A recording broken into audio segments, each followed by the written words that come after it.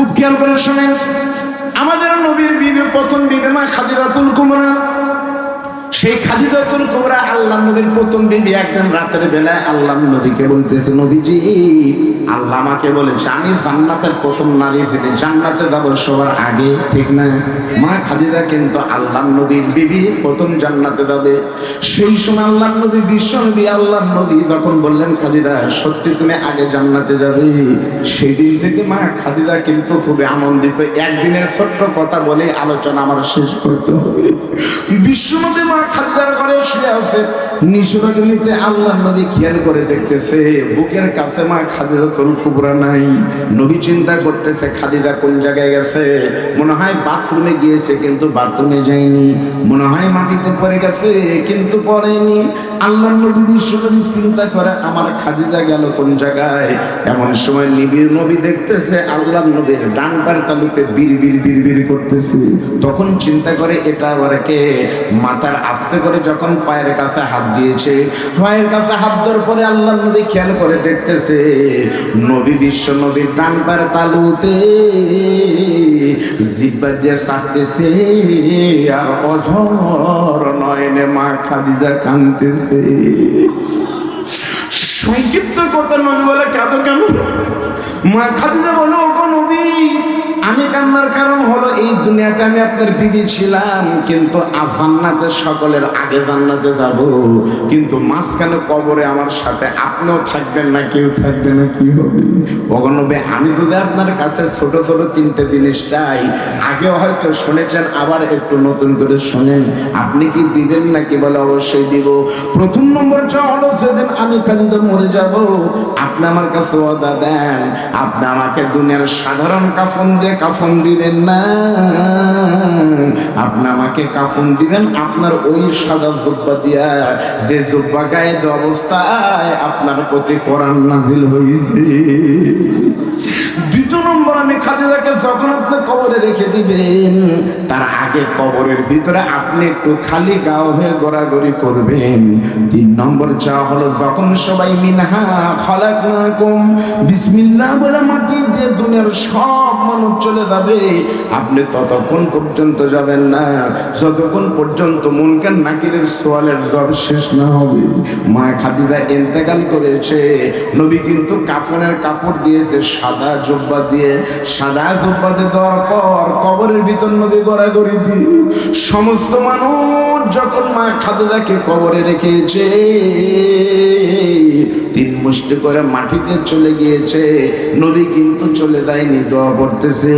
অনেকক্ষণ পর আল্লাহ নবী ডাক দেওয়া বলো, মুনিব, সকলের কবরের আমাদের সোয়ালের জব তাড়াতাড়ি হয়, আমার খাদিজার কবরে কেন দেরি হয়?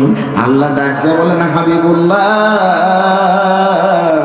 আপনার খাদিজা শুধুমাত্র খাদিজা না, ইসলামের জন্য ওই খাদিজার এত অনন্য অবদান। প্রথম ইসলাম আপনি গ্রহণ করেছেন, নবীর বিপদে দাঁড়াইছেন, ইসলামের প্রয়োজনে সব সম্পদ দান করে দেওয়ার কারণে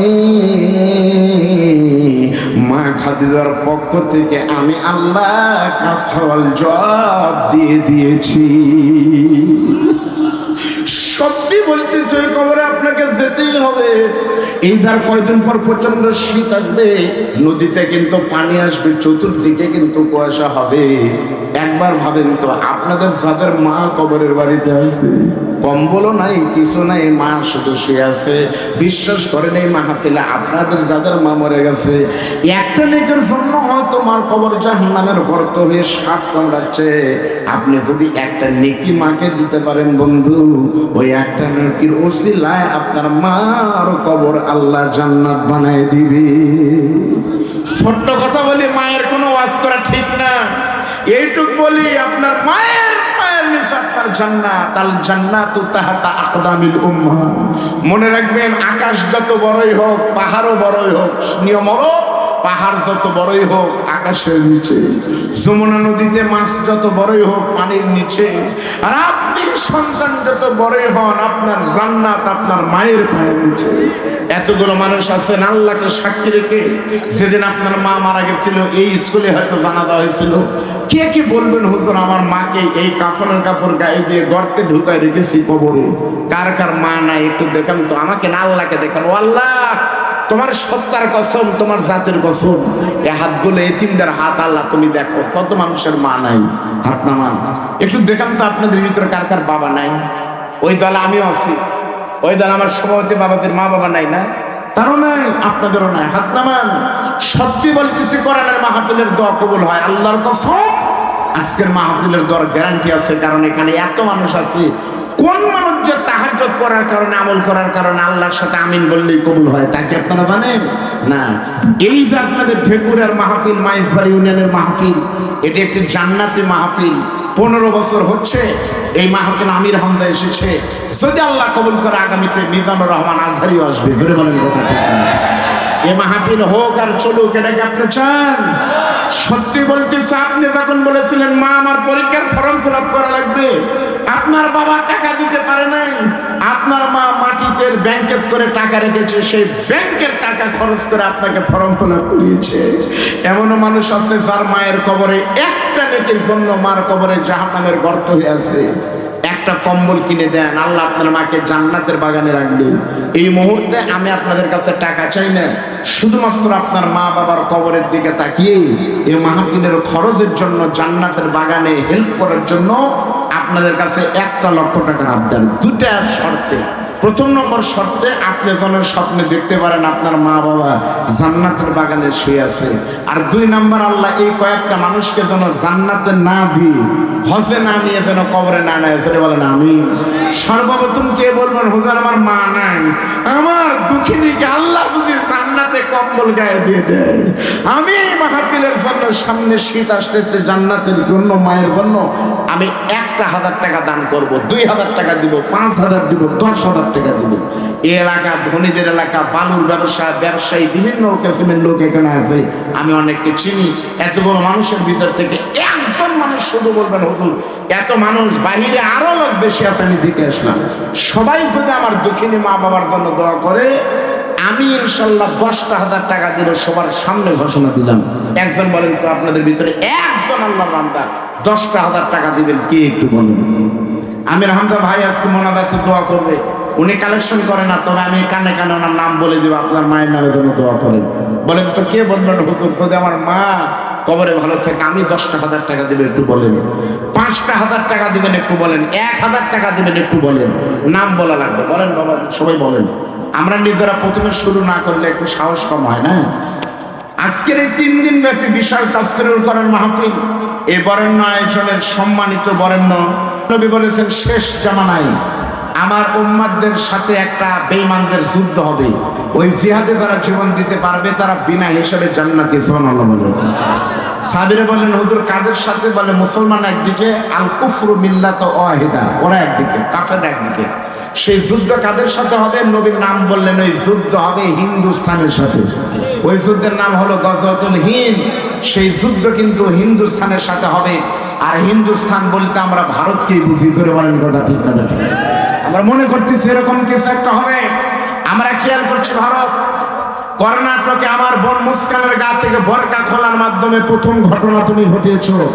বাবরি মসজিদের পাথর ভাঙার মাধ্যমে মসজিদ ভেঙে 2 নম্বর দামামা দিয়েছো। বাবরি মসজিদের জায়গায় রাম মন্দির নির্মাণ করে নবীর সেই গজওয়াতুল হিন্দের ডাক তুমি দিয়েছো। সর্বশেষ এই বছর মুম্বাইতে আল্লাহর নবীর কার্টুনেকে, নবীকে উলঙ্গ করে, সাহাবীদের উলঙ্গ ছবি প্রদর্শন করে বাংলাদেশকে অশান্ত করে মুসলমানদের নিজে পা দিতে চায়। কিন্তু ওরা জানে না মুসলমান যারা মৃত্যুকে ভয় করে না তারা বুলেটের সামনে রক্ত দিতে পারে। শহীদ আবু সাইদ তা দেখিয়ে গেল। ফিরে বলেন কথা ঠিক না? আমাদের কথা হলো বাংলাদেশ নিয়ে সিনেমিনি খেলে নবীর ইজ্জত নিয়ে নবীর উলঙ্গ ছবি প্রদর্শনরা করেছে। আর একবার যদি বেঈমান ভারত বা বাংলাদেশে কোন নাস্তিক নবীর ইজ্জত নিয়ে এরকম টানাটানি করার কোন দুঃস্বপ্ন দেখে থাকে, মনে রেখো এই বাংলাদেশ সিকিম নয়, কলকাতা নয়, দিল্লি নয়, রবীন্দ্রনাথ নয়, মদিনা নয়, মনমোহন সিংয়ের বাংলাদেশ নয়। এ বাংলা সময় নদীতে ওযু করে জায়নামাজ নাই, গামছা বিছিয়ে তারা আল্লাহকে সিজদা দেয়। সে মুসলমানদের সামনে ইসলাম নিয়ে যদি সিনেমিনি খেলা হয়, আরে একবার যদি আবু সাঈদের মতো জালেমের বন্দুকের সামনে দাঁড়িয়ে শাহাদাতের পেয়ালা পান করে নবীর ইজ্জত রক্ষার জন্য নবীকে সন্তুষ্ট করার ডাক আসে, টাকা দিয়ে, সম্পদ দিয়ে, রক্ত দিয়ে নবীর জন্য দাঁড়াতে প্রস্তুত ছিলাম, আছি, থাকবো। কারা কারা দুটো হাত তুলে একটাবার আল্লাহকে দেখেন, হাত নামাবেন না।